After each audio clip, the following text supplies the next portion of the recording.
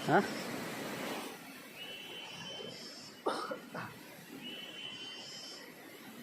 Enak guys. Ikan basah. Awang. Itu perkara dalam tu. Ya, dalam tu ikan. Dalam tu baru. Dalam tu.